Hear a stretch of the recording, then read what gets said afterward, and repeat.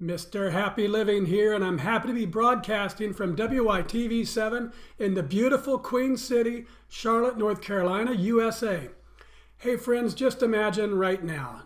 Yes, just try to imagine living the unique and distinct life you were put on this planet to live, doing work you love, with people you love, in places you love, and all the while creating something of real value to others.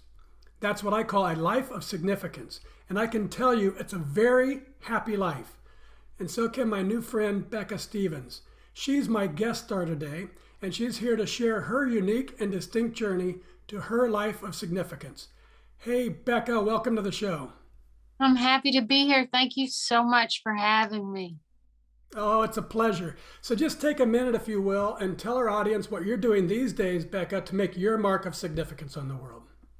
Well, I've been doing the same thing forever. I think I'm the president and founder of Thistle Farms, which is a global network of women survivors working together to learn about freedom and wholeness. And like you're talking about happiness. We started in 1997 in Nashville, Tennessee with one house and invited 5 women to come in. I'm also an ordained Episcopal priest for a little bit over 30 years. And it was really my way of living into the hope that love is the most powerful force for change there is. And I can think of no better way of loving the world than helping create sanctuaries and communities for women to find healing. Oh, that's beautiful. Thank you, Becca. Now, let's have some fun with mathematics and let our friends across the World Wide Web get to know you through the equation of our happy formula. Okay. Is this really hot? Do I need a calculator? Well, we'll see. We'll see. Okay. It's a simple formula, but it's very powerful. Capacity plus purpose equals happy. So let's start with capacity. What are your practices for building your personal capacity, whether it's physical, mental, spiritual, financial, emotional? In other words, Becca, what do you do on a regular basis to create all the capacity you need to take really good care of yourself and your loved ones and still have plenty left over to be a giver to others? Exhibit A, my knitting.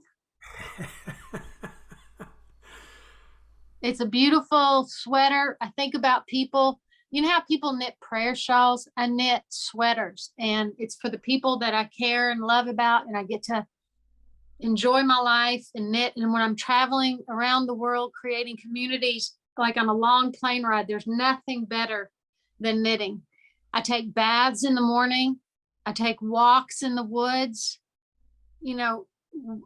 play with my dogs, my children, all of it. And, I feel like I have a great sense of gratitude, and that opens up my whole day for others. So you touched on something I've been exploring, and it's the difference between earthly energy and spiritual energy. Earthly energy are those things like physical fitness and mental fitness and financial fitness, but spiritual, and they're finite. So when you use them, you've got to replenish that energy. Almost everything you talked about was spiritual energy. And the more you use it, the more you have. It's infinite. So can you talk just for a minute about the difference that you see or feel between earthly energy and spiritual energy? Well, I like to think of a combination being practically divine. That we're somewhere between dirt and angels, which is practical and divine, which is, the temporal and the eternal, like you're talking about. And for me, I need to have very practical ways of exploring this divine sense that we're all in. So everything I mentioned is practical, but it's also this idea that it taps into something bigger than me and connects me to a higher power. Yeah, it's great. And I think that's the name of your latest book. Yes, I wrote a whole book on practically divine. Like just trying to figure out from our, all of us have a story. We carry a story, and figuring out, how you take those pieces of that story to create something bigger than yourself that gives you, again, the sense of like, I'm not going to recover from the trauma that I had maybe in my youth, but what I can do is I can go deeper than it, and I can use it for something bigger and better than myself. Love that. Well, let's dive into one of my favorite capacity building concepts while we're on it, called a Kaizen state of mind. And this is a beautiful Japanese idea that small incremental improvements add up over time to yield great big results. It's based on mindset, not circumstance. A Kaizen state of mind is knowing there's always something I can do better tomorrow than today. It's optimistic, and it creates this gentle, powerful, continuous uplifting of my life day after day after day. So Becca, how does a Kaizen state of mind help you increase your personal capacity to continuously become more so you can continuously give more? Well, I've always believed that it's not like, especially in the justice issues that I work within, as far as human trafficking and women being prostituted and early childhood trauma, all the communities of women that I work with, that it's building small communities, relationships that then exponentially grow. So you don't start off trying to solve a problem. People don't heal because there's a proclamation that everybody should feel happy, right? Right. So if you start small, like we did we have many, many times. I was just in Poland last week working with 6 Ukrainian knitters, starting a whole new project called Love Rises. And starting with a small group that has the potential for so much feels like great hope for me. Otherwise, if you just think, well, what are we doing about Ukrainian refugees? It's overwhelming and you don't do anything. Right. And I used to think, honestly, it's like, what difference does it make to do something small in the face of big issues? And then I realized the crazier thing is to think if you don't do something small, anything's going to change. Correct. So it's actually super empowering and hopeful to start small and build something. I love Eleanor Roosevelt's quote about, take a small group of women, they can change the world. Yeah. Well, and I've thought about it. I like how you touched on that. But if I want to do something to help Ukraine, let's just say way over there, and I can't, I don't have the means, or I don't have, I find it's going to be difficult for me, I can go help my neighbor as an expression of that overall trying to give. And I think that's what I've decided. If I can't jump into it, I'm not going to worry about it, but I can take advantage of it. And it's kind of like what you were saying, go deeper than your pain. You can use it to create goodness. Well, when I speak, sometimes people will say, well, what else can I do besides buy your soap? Because one of the things we did 20 years ago was start a bath and body care company so women were employed and could get benefits and really make choices about who they're with and healthy relationships and what their kids wear and all that stuff. And people will say, what can I do besides buy your soap? And I say, first, buy the soap. Don't underestimate the buying of the soap. That's right.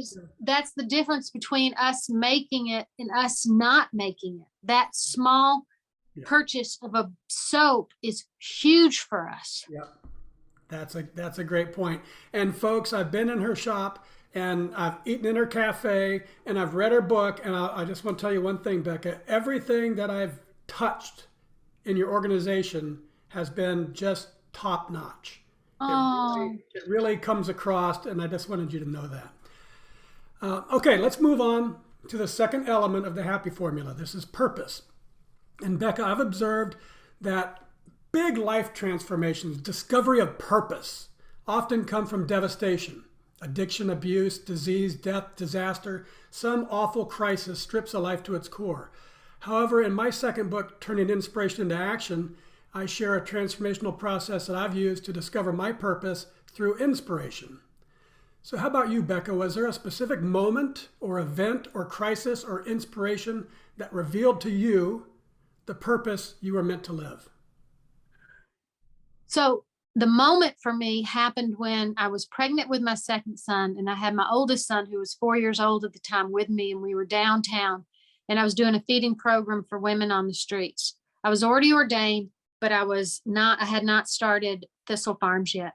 And we go downtown, and I had the idea that we could do much better by women than just doing shelters and substandard housing, that people weren't going to find healing in those places. But I hadn't done anything. My husband was on the road with Columbia Records. I was kind of overwhelmed, pregnant, all those things. And we get down there, and where we're feeding, we finished, and I was getting my son in the car, and it was in front of a strip club called the Classic Cat. And I was putting him in the car seat, and he was really like arching his back, trying to not get in the car seat, which is like Olympic strength in my mind. And he's looking up and he said, "Mama, why is that lady smiling?" And it was an image of a huge image, billboard of a woman in like the memory of a cat suit, I'll say, and smiling to beat the band. And when he asked me the question, my heart broke open. And I was like, someday my son's not going to ask that question. It's going to like fade into the landscape of our city where we buy and sell women and put them up as commodities and ask them to smile the whole time. And that was the day I was like, I'm going to open a house and he's going to know that we can love and respect women in a different, beautiful way that's powerful. And that was the day I started organizing, pregnant and all. That's awesome. And in your childhood, I think as I read in my research, you were quite young when you had a couple of experiences that gave you this idea of creating a sanctuary for survivors. Can you share that? Well, the idea didn't come. I was 5 when my dad was killed by a drunk driver. And my mom was 35 years old with 5 kids. And it was a really hard time. And one of the elders in the church began sexually abusing me. About 6 months later, he was coming in to quote unquote, help the family and, just prey on the vulnerable, prey, P-R-E-Y, on the vulnerable. And I didn't have the idea then. I think my heart was forged for compassion then for others who were going through stuff. But it was all just kind of took years for it to kind of come together and to understand that I really could have the capacity to open a house and make a difference in a small group of women's lives that now has turned into about 1,400 women a year. That's amazing. And I was thinking about this when I got to this question in your particular situation personally. And then I think you said, or I read that most women who come into your program have been sexually abused between the ages of 7 and 11. So how does that continuous story revolving through your life, what does that do to you? Does it lift you? Does it make you despondent? How does that energy come? Yeah, nothing makes me despondent. I hope there's nothing in this world that's going to make me despondent. That would break my heart. I think that 100% of the women I've served in the program have been raped. I mean, 100%.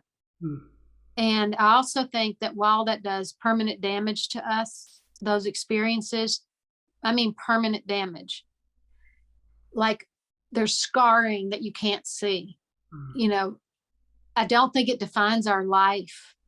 And there's, one of the misconception is in these communities is, it's so sad and it's so hard. There's also so much joy and there's so much laughter. It's like, imagine if you were in a community of 100% of the people have survived cancer.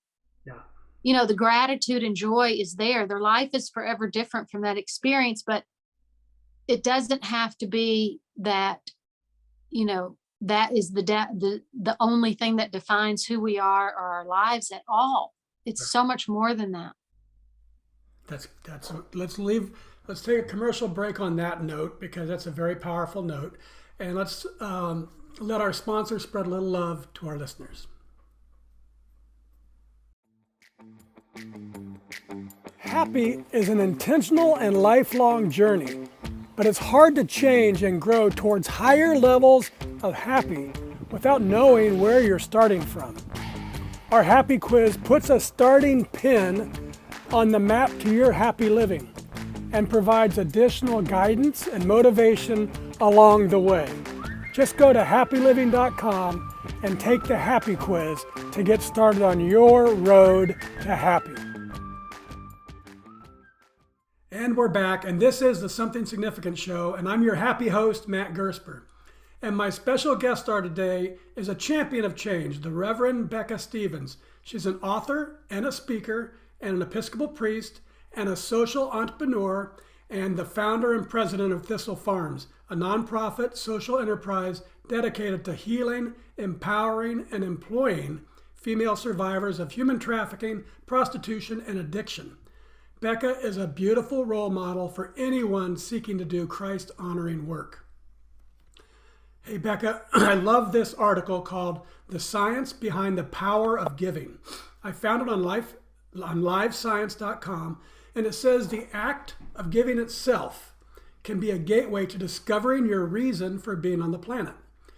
It tells us how science supports the notion that giving of one's time and talents and treasures is a powerful pathway to discovering purpose, transcending difficulties, and finding fulfillment and meaning in life. So I updated our formula. Capacity plus purpose plus giving equals really happy. So what do you think, Becca? From your experience, have you found that giving your time and giving your talents and your treasure has been a pathway for you to discover your purpose and to transcend difficulties that you've faced and for bringing real meaning to your life? Absolutely. That's a beautiful idea and notion, and I believed it all my life. And I even would say it doesn't matter if you're giving or receiving. The idea in the exchange, like some days I'm a giver and some days I'm a receiver, and everybody is.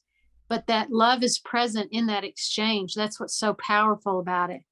And the other thing that I really think is that, there's been a lot said about donor fatigue.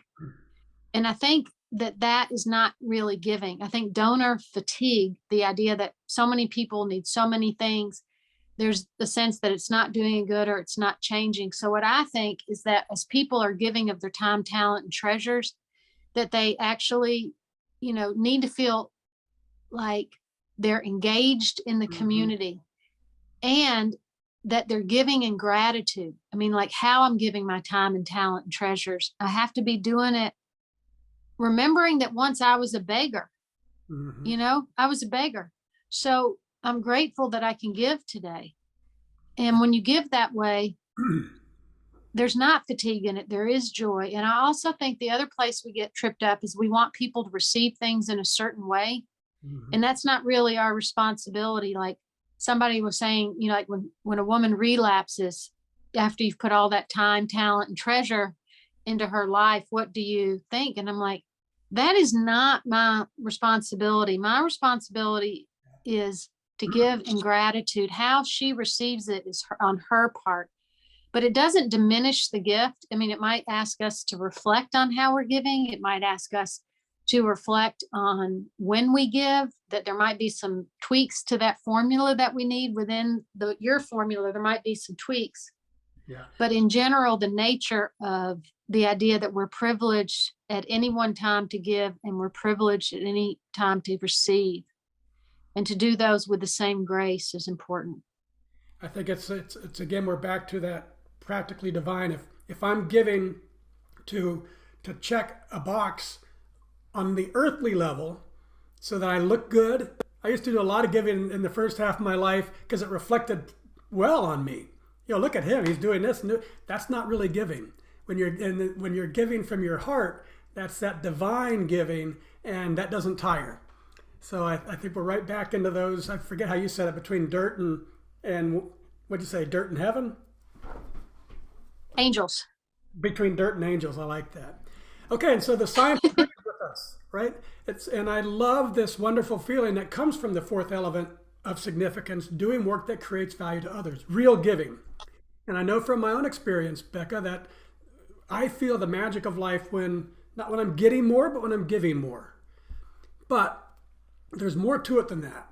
It's not just the giving that's magical. What I've been exploring and learning and experiencing, it's when you're giving from living in your purpose.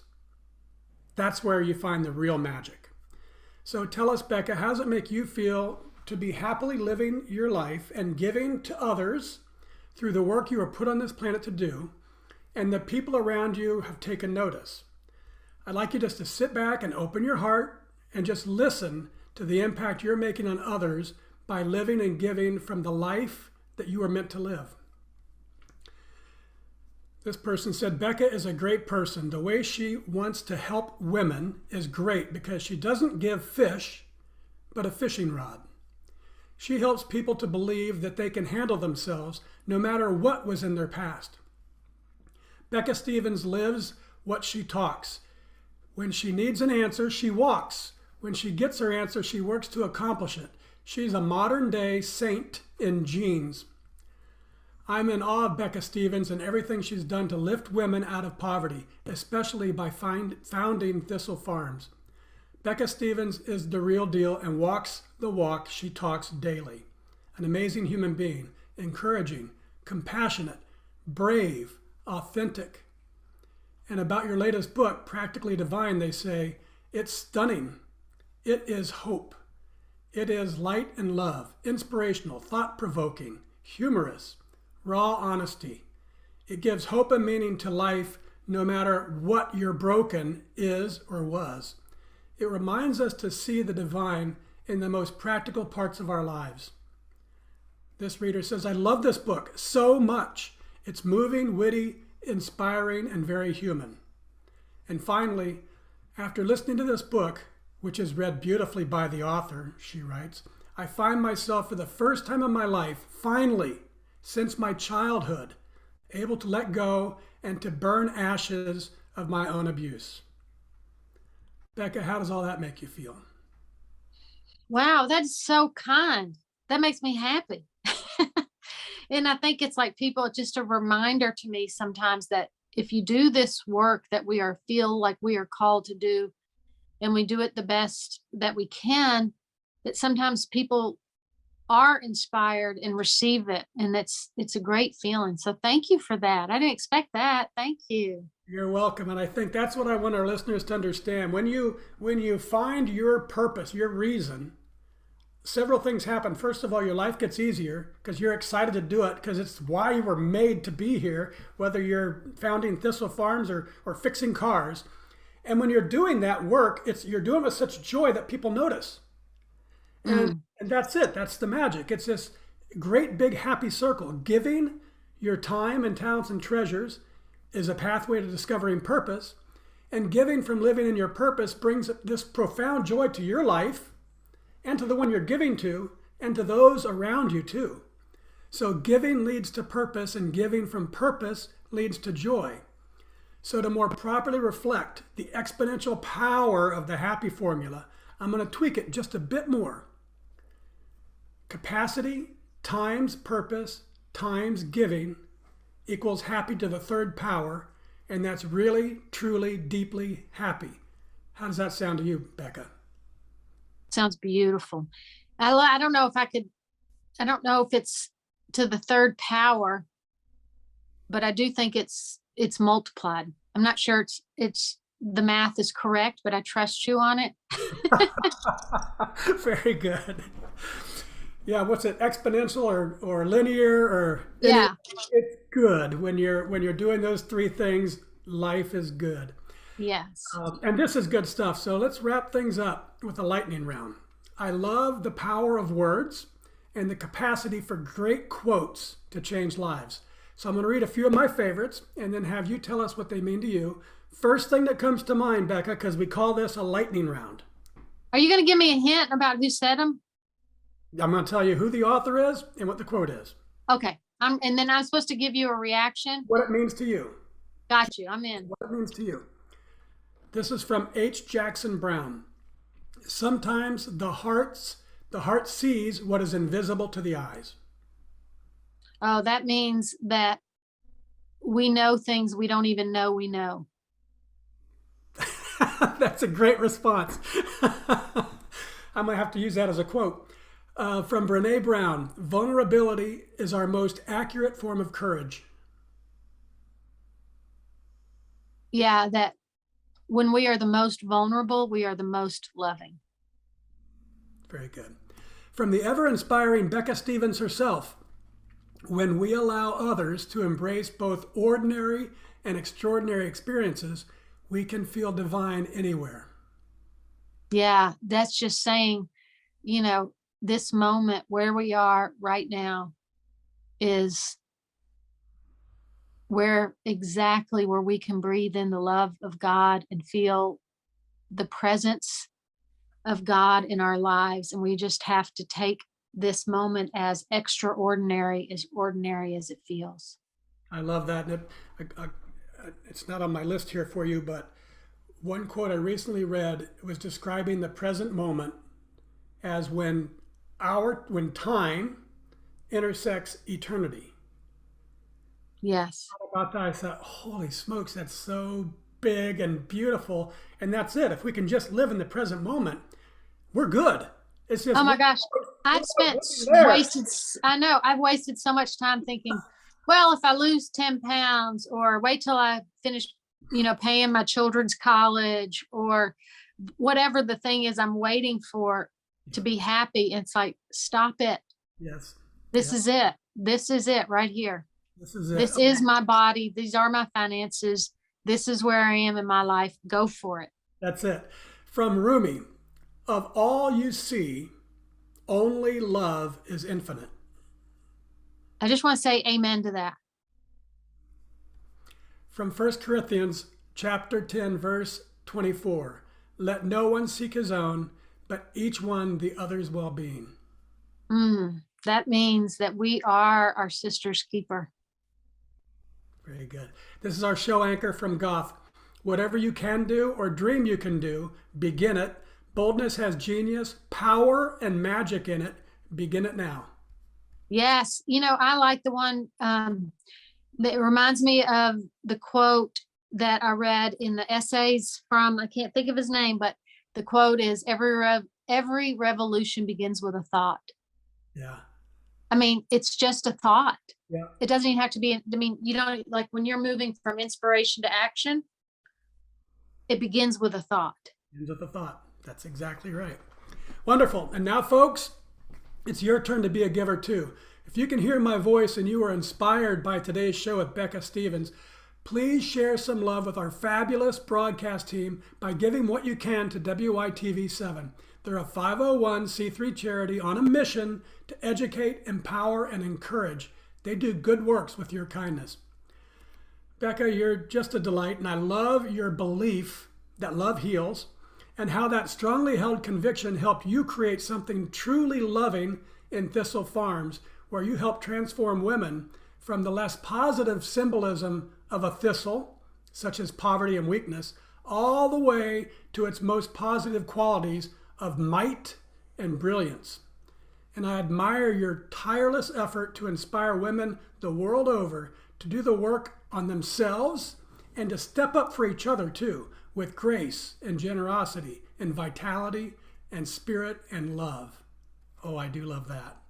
And Becca, I'm super happy that you've shared your spirit of unconditional love and recovery and healing on our show today. Will you take just a minute or two and share any parting remarks you'd like to leave with our audience?